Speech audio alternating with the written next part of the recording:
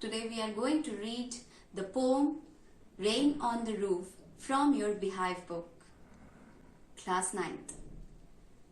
So students, the poem Rain on the Roof, by the title itself we can make out that the poem is all about rain. The poet speaks about the various memories of his past. When the rain falls on the roof, the sound created brings back all the memories of his childhood. So students, let's read the poem in detail. About the poet, quotes Keeney.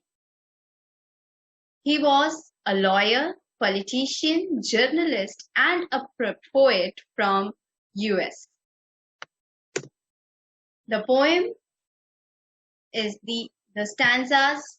This is the first stanza: when the humid shadows over all the starry spheres and the melancholy darkness gently weeps in rainy tears. What a bliss to press the pillow of a cottage chamber bed and lie listening to the patter of the soft rain overhead. Second stanza: every tinkle on the shingles has an echo in the heart, and 1,000 dreamy fancies into busy being start.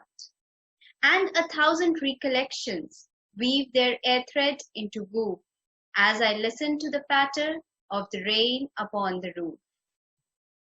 Now in memory comes my mother, as she used in years agone to regard the darling dreamers, ere she left them till the dawn. Oh, I feel her fond look on me as I list to this refrain, which is played upon the shingles by the patter of the rain. So students, in the first stanza, the poet is describing about the rainy night.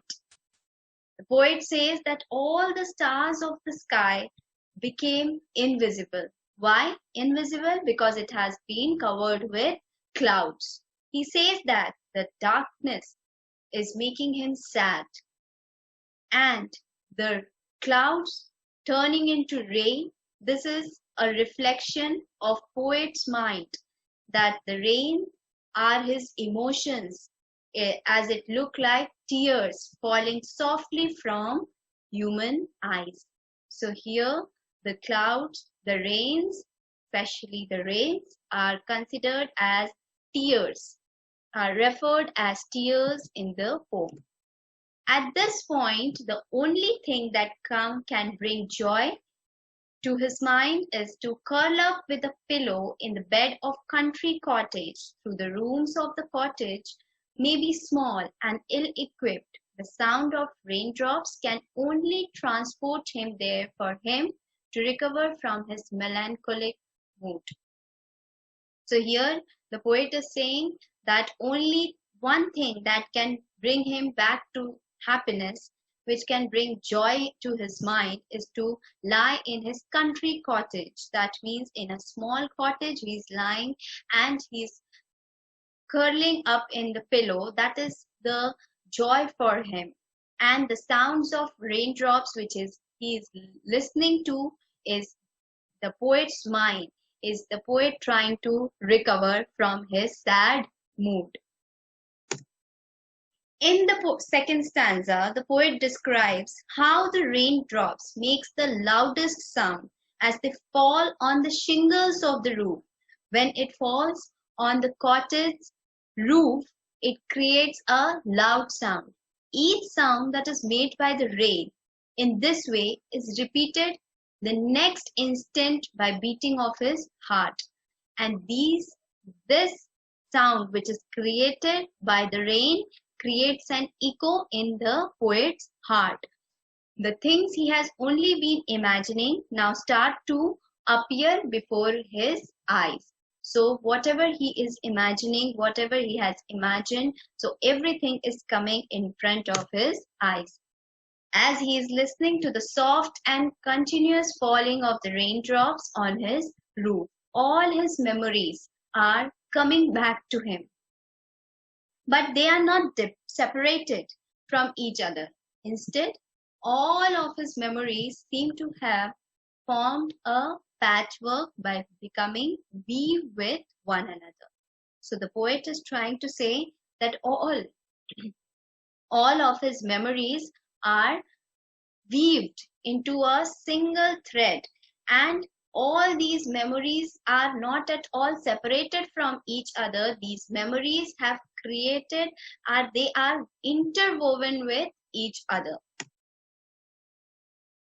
In the third stanza, the poet describes the first memory that he can actually identify among the patchwork that all his memories have formed by meshing together.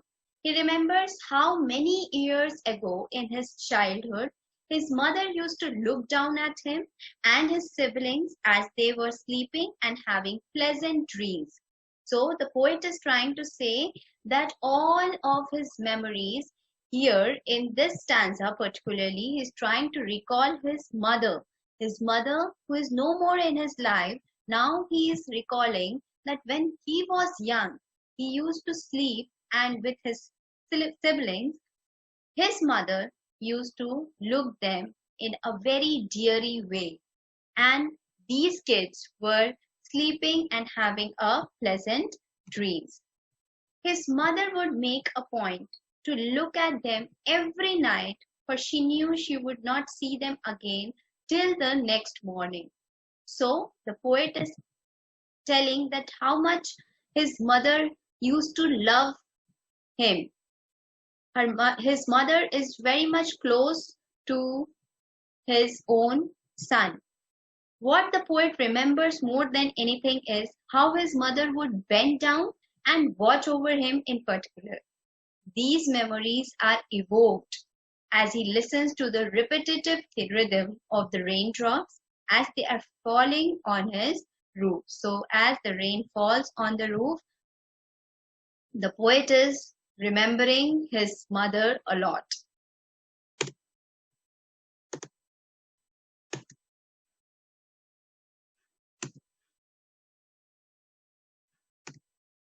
Now, the poetic devices. So the rhyme scheme of the poem is A, B, C, B, D, E, F, E. Now students, how do we identify this? By looking at the last word of the line, of the particular line. And this is how we find out the poetic device. Now, let's see the stanza first and the poetic devices in these stanza. So, in the first stanza, there are few poetic devices, that is alliteration. That means the repetition of consonant sound in two or more consecutive words. For example, in the first stanza, we had humid hover, H, H. The first letter is being repeated. So, it is alliteration. H sound is repeating. Starry spares, S sound is repeating. Press pillow, P sound is repeating. Lie listening, L sound is repeating. So here we can say that it is alliteration.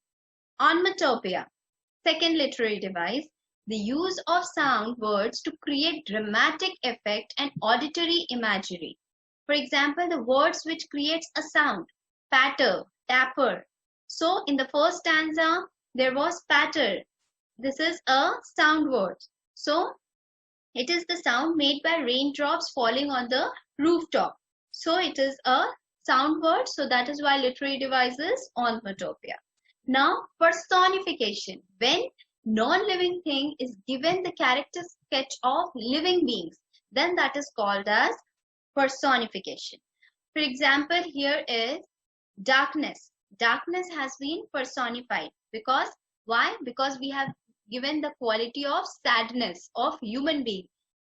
Living creatures become sad. That is why darkness has been personified. Now, transferred epithet, the use of an adjective with a noun when it refers to another noun. In melancholy darkness, the darkness is not melancholy, but it refers to the sad people. So here melancholy refers to sad people, but darkness does not. But again it the adjective is prominent. So that is why it is transferred epithet. Second stanza, alliteration. Here we can see that in the second stanza, same busy being, their thread, rain roof. The first letter is being repeated again and again. So that is alliteration. Sound words, tinkle, patter, auditory words. So onomatopoeia, personification, non-living thing is given a character of living beings. So recollection is personified when it says that they weave dreams. Dreams are weaved. So human beings weave. So that is why personification. Transferred epithet, the use of adjective with a noun. Dreamy fancies. It does not mean that fancies are dreamy, but refer to the people who have dreams. Stanza 3, alliteration, the repetition of consonant sound. Memory, my mother, M is repeating, darling dreamers, D is repeating, and onomatopoeia, the sound words patter is repeating. So this is the end of the poem. Thank you so much, students.